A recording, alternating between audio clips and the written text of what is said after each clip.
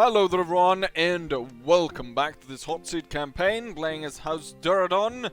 Let's go ahead and see what has happened since the last time. Well, I've already been notified by House Martell that he has gone ahead. Oh, there we get the overlay. That he has gone ahead and declared war on House Gardner. And we can see the result right there. There was almost a full stack of troops at Ashford. Now it is under the control of House Martell. Now, I don't think this, because of the mod, yeah, because it's a hot seat, it doesn't actually drag me into war directly, but if I don't honor my alliance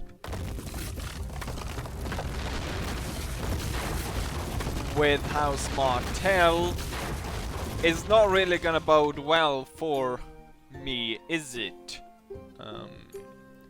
The thing is, House Gardner is by far the largest faction and the most powerful one, and so it's gonna be difficult for us to take him down, let alone if the Lannisters go ahead and join him.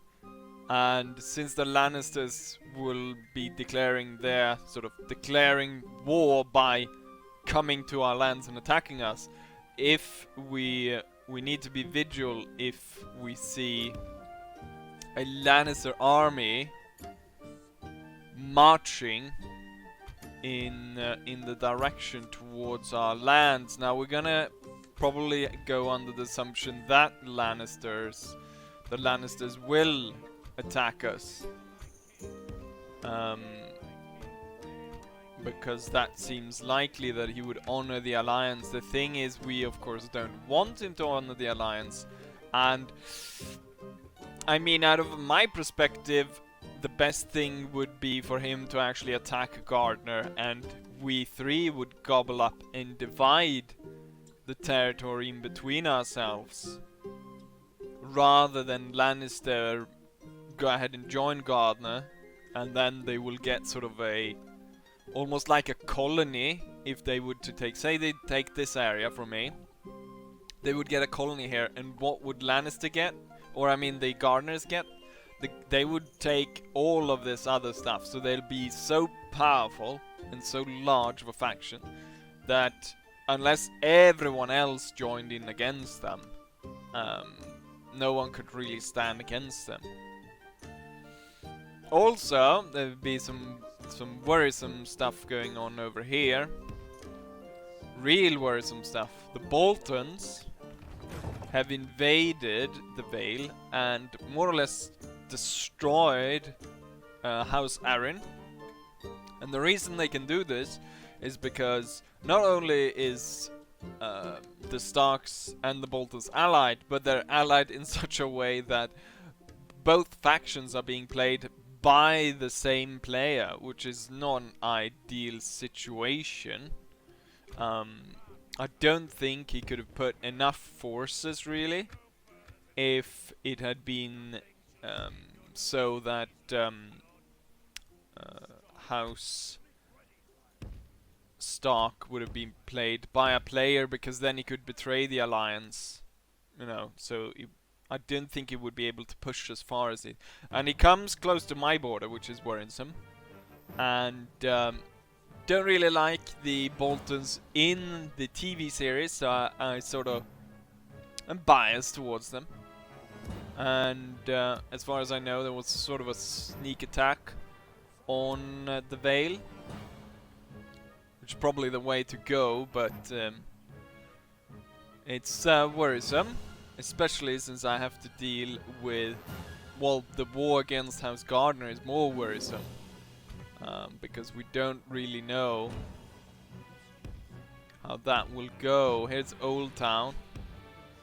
I watched quite a bit of what House Gardner is doing, and I've seen that he's got a problem keeping Old Town under control. Way, success! We got 2 units. of Red March pikemen. Well, that could be good, I think. So let's have them castle hopping all the way to the front. Since we're technically not at war with House Gardner, there's still some possibility. I mean, the thing is, I will honor the alliance, but the question is, if, say, House Gardner will attack me first, he will realize sort of what's going on, and he will go ahead and attack me before I attack him, because he knows, of course, that war is coming.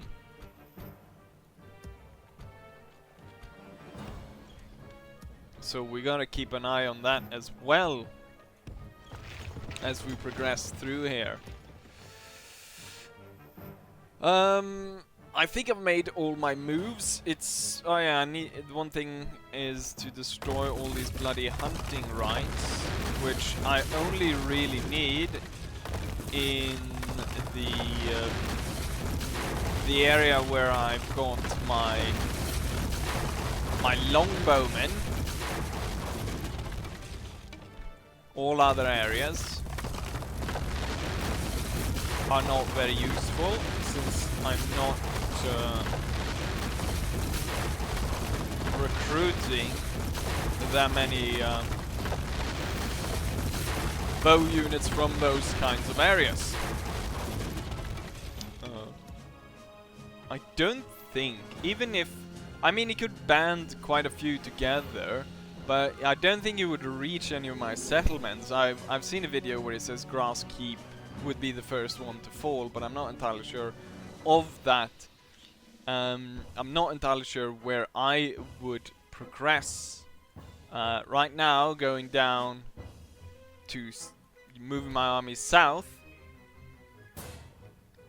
would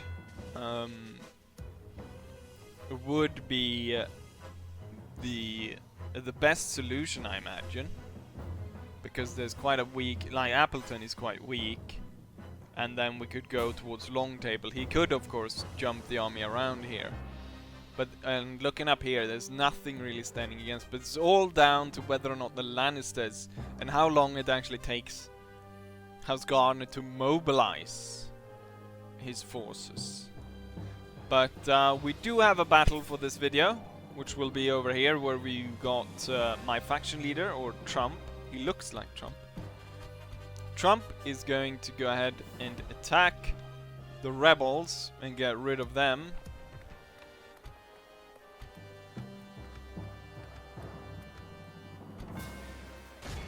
And Dale Hogg, prepare to be annihilated. House Durrandon strikes. It's gonna take... I'm not entirely sure. I want to see how House Gardner reacts, and then in the next turn, most likely I will be attacking in the new conquered areas he has taken. Damn it, there's a big bloody fort in the way. Oh, I can actually move past that. What we're going to do is we're going to take the crossbowmen, we're going to put them in front, we're going to deploy their spikes, we're going to have the pikemen in between, and behind them we're going to have the catapults. And since the enemy starts at long range, we're going to start with... you know what? The catapult will fire stones.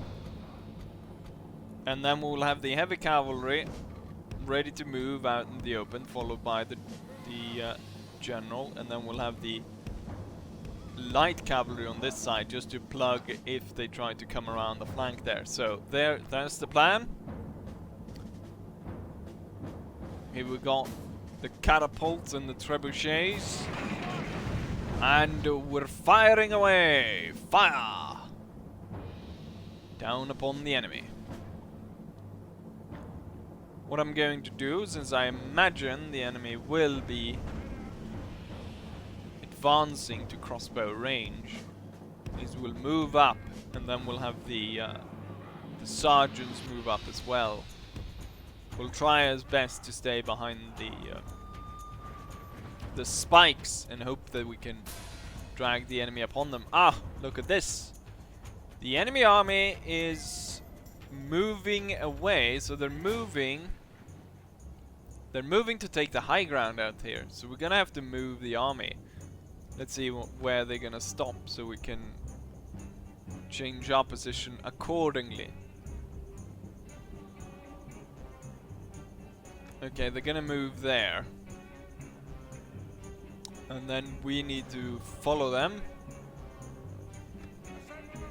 Assemble them, and we're gonna come sort of from this kind of angle.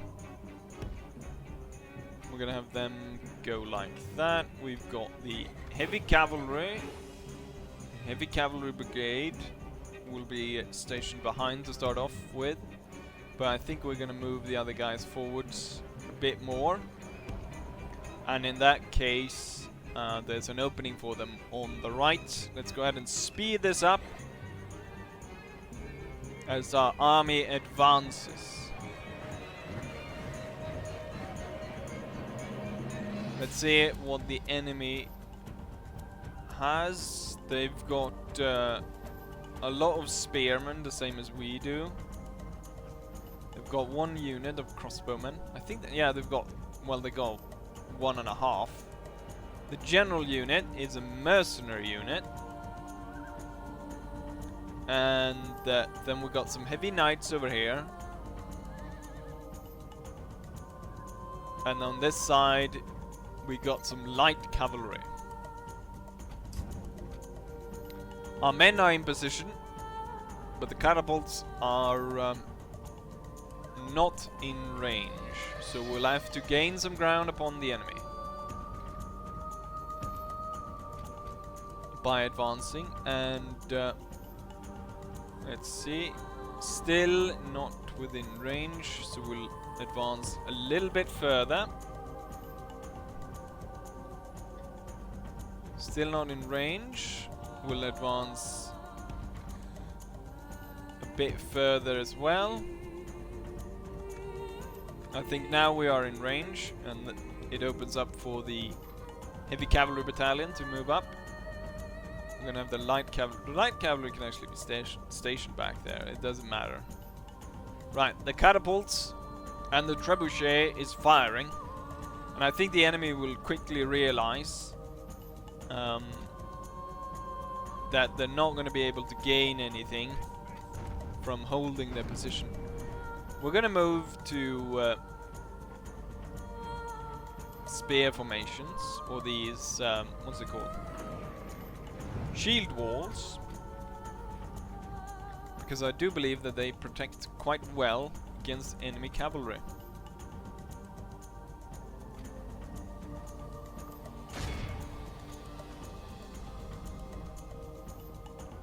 And I wish it were cannons, then the cannon shots would bounce upon the enemy, but I don't think they have cannons in the Game of Thrones lore. Ooh, that was a nice hit, I think. It looked like it hit right where it should. Right in the middle there. So it probably took about maybe as many as 20 men. It actually landed in between, so it took a bit on the front there and a bit of the back there, so it's not a full boom. We took out some of the general's unit, and I think we got someone over there. They keep just standing there, letting us pelt them with great rocks and flaming whatever. Flaming pots of hot burning nasty stuff. Boom! That was a nice hit. They're just standing there, and we'll keep pelting them with stones. Both catapults units should be trying to aim for this one. Because I think with the... Yes, that was nice. With the radius of where the catapults are hitting, I think that aiming for this one sort of gives the highest... Oh, we hit the heavy knights as well. Oh, this... I can hit whatever of their scummy peasant infantry, but as soon as I hit the heavy infantry, then is where they react. Now we're gonna have the sergeants move forwards and stand in front of the crossbowmen to protect them.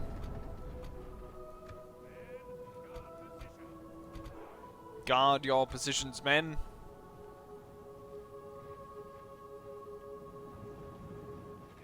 And we'll have to retarget the catapults, because there's a risk of shooting our own men when we're this close. So I'll tell them to hold fire. The heavy cavalry on that side is worrisome. Oh, they go in. They go in. Charge. And then we're going to move these two forwards to encircle the enemy. And they charge straight into my my position, which opens up for the hammer and anvil strike, which is planned. The music is not at all appropriate for this. The general will fall in, and here we go. Hammer and anvil strike. The heavy cavalry is pulling off. The enemy the enemy light cavalry, I should say, is weakened.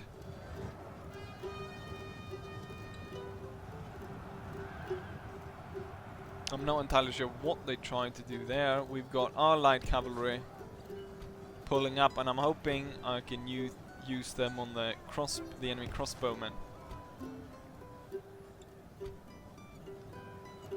Heavy cavalry versus heavy cavalry. Pull them off to prepare for the enemy attack. The light cavalry will come in, and the general to get these guys, the crossbowmen, to run away, and then we got the other cavalry unit to chase off the enemy infantry, which is now breaking away. We can get these guys to move up, and then we'll get the general to turn back around and the light cavalry to turn back around. The two heavy units of knights will continue to chase their heavy unit, and we're capturing a load of the enemy troops as well.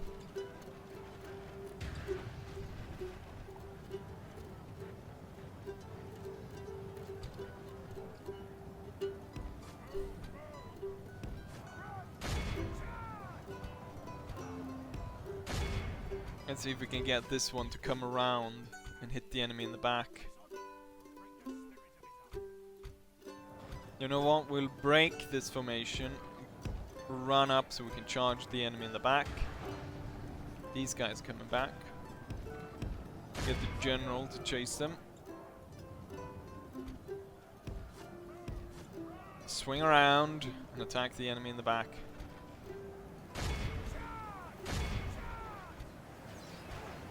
Charge! And the king is cutting them down, covered in blood as he cuts away at his enemies. More of them are running. All of them are running. Break your formations and sally forth and strike down our enemies with furious anger.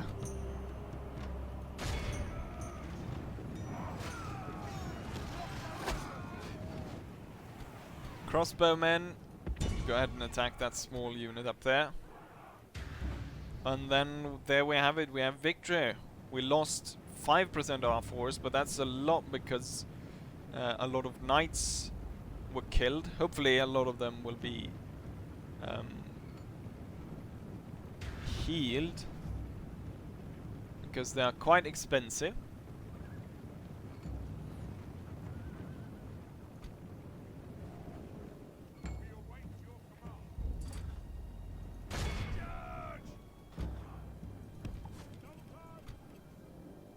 Let's make sure that we kill everyone. Or as many as possible. To make sure that people know what happens when you rebel against the crown.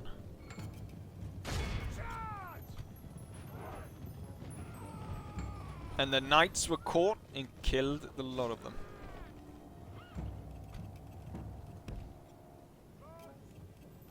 And these men were killed as well. That leaves only this unit of crossbowmen, which is getting hit by about 17, well, 15 of them. And there's about a 300 man line of crossbowmen out there.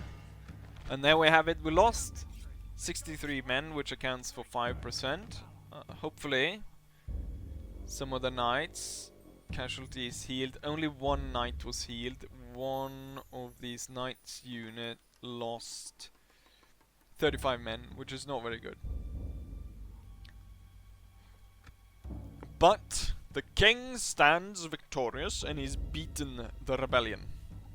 Well, it wasn't really a rebellion, it was the remnant army of the Duskendale faction, which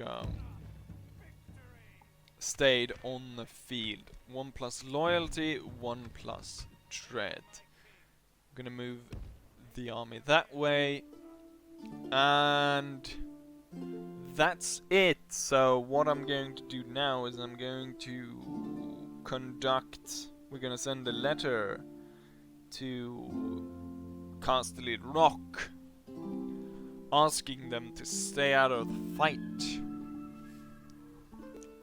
I've done it in the past where I've shown you all of it when I've typed it up, but I think it's easier for me to just type it out and then probably cut to when I send it. Partly this change is because of the fact that the previous admin did not allow it, I think. But now we don't have the same strict rules of the fact that we can now edit the hot seat messages. Well, not edit the videos. So I can go ahead and cut that part out. Anyways, let's go ahead and read the message that I'm going to send to the Lannister. I'm hoping... I mean, it's not a great letter. And I think it's not going to persuade him more than if he had these ideas already. But hopefully I can flush him out so I know if he's going to stand with Gardner or not.